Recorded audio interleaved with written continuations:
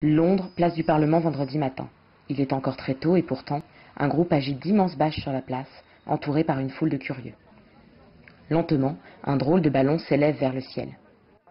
On s'est inspiré des nombreuses images de Donald Trump, de sa personnalité et de ses descriptions. C'est une sorte de bébé irascible, très susceptible, capable de jeter ses jouets hors du berceau. Les créateurs de Baby Trump ont encore du mal à réaliser l'ampleur de leur succès.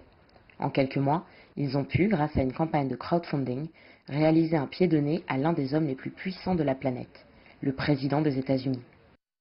Nous avons récolté bien plus d'argent que nécessaire, donc nous allons emmener Baby Trump en tournée à la rencontre des gens qui nous ont aidés. On invite les gens à nous prévenir quand Trump se rend dans leur pays et nous leur enverrons Baby Trump. Le président des États-Unis avait été invité au Royaume-Uni par Theresa May une semaine après son investiture en janvier 2017. Une visite repoussée à de nombreuses reprises par crainte des manifestations s'organisant à Londres. Donald et Melania Trump ont été accueillis jeudi soir à Blenheim Castle par Theresa May et son époux, puis ont rencontré la reine à Windsor vendredi. Pendant ce temps, une manifestation de taille historique se produisait dans les rues de Londres. C'est un fasciste, il va abîmer la planète. Ça envoie le message qu'on ne l'accepte pas, que ce n'est pas fini. Le mouvement Stop Trump a organisé depuis plusieurs mois ces manifestations.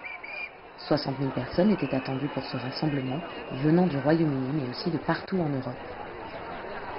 La foule nombreuse aurait atteint les 200 000 personnes selon certains journaux. Une marche d'une ampleur historique, les rues de Londres n'ayant pas accueilli de telles manifestations depuis au moins 10 ans.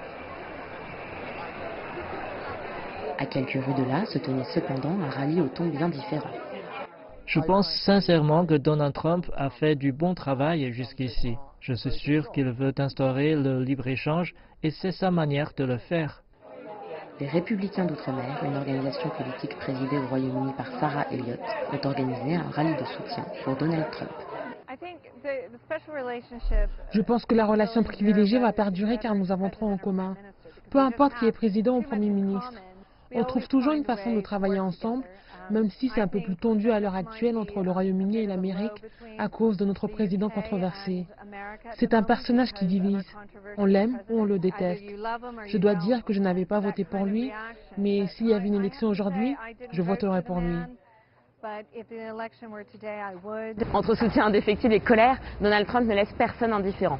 L'ambassade des États-Unis à Londres a d'ailleurs demandé à ses ressortissants de faire profil bas durant la visite officielle.